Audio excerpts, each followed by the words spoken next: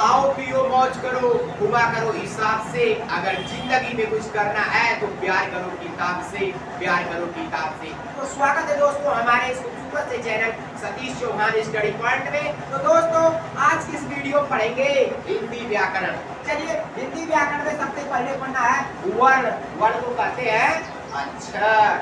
देखिए वह छोटी से छोटी ध्वनि जिसके टुकड़े नहीं किए जा सकते उसे वर्ण अक्षर कहते हैं। यानी जिसका विभाजन नहीं किया जा सकता, जिसे तो अलग अलग भागों में नहीं बांट सकते, उसे वर्ण अक्षर कहते हैं। उदाहरण है जैसे अ, आ, ई, ये सभी वर्ण है, इसे दो भागों में बांटा नहीं जा सकता। ठीक है, अब ध्यान दीजिए हिंदी वर्णमाला में कुल 52 वर्ण होते हैं। हिंदी वर्णमाला में कुल 52 वर्ण होते हैं जिन्हें अक्षर कहा जाता है। अब पढ़ेंगे वर्णमाला। वर्णमाला अक्षरों के सार्थक समूह को वर्णमाला कहते हैं। जिस प्रकार फूलों का एक समूह होता है उसे फूलमाला कहते हैं, ठीक उसी प्रकार वर्ण अक्षरों का एक व्यवस्थित क्रम होता है, उसे वर्णमाला कहा जाता है। वर्णमाला को दो भागों में बांटा गया है, पहला स्वर और दूसरा क्या है व्यंजन। अब देखिए क्या होता है स्वर और क्या होता है व्यंजन। स्वर जिन वर्णों की रचना स्वतंत्र होती है तथा जिनके उच्चारण में किसी दूसरे वर्ण की सहायता न ली जाए तो उसे स्वर कहते हैं। कहने का मतलब जो एक दूसरे से स्वतंत्र होता है, जिसमें किसी की सहायता नहीं दी जाती, उसे क्या कहते हैं स्वर कहते हैं। जैसे अ, आ, ई, छोटा हूँ बड़ा हूँ, अ से लेकर अ तक को क्या कहते हैं स्वर कहते हैं। स्वरों की मूल संख्या 11 होती है और कुल संख्या 13 होती है। ठीक है, इस बात को आप याद करेंगे।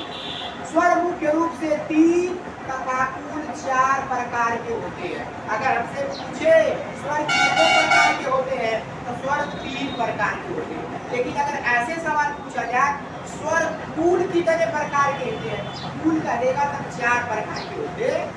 कौन कौन से होते हैं? ह्रस्व स्वर, दीर्घ स्वर, मूल स्वर, संयुक्त स्वर। तो आइए अब आगे बढ़ते हैं संयुक्त स्वर। आप देखेंगे ह्रस्व स्वर। ठीक है, जिन वर्णों के उच्चारण में बहुत कम समय लगता है उसे ह्रस्व स्वर कहते हैं। यानी जिनके बोलने में समय जो होगा बहुत कम लगेगा तो उसे ह्रस्व स्वर कहते हैं।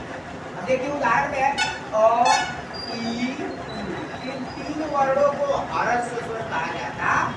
वो आगे ह्रस्व स्वर को लघु स्वर भी कहते हैं। तो देखिए इसको क्यों कहते हैं, क्योंकि जब इसके उच्चारण में कम समय लगेगा तो कम समय लगेगा तो लघु मान होता है छोटा, इसलिए इसे क्या कहते हैं लघु स्वर भी कहते हैं।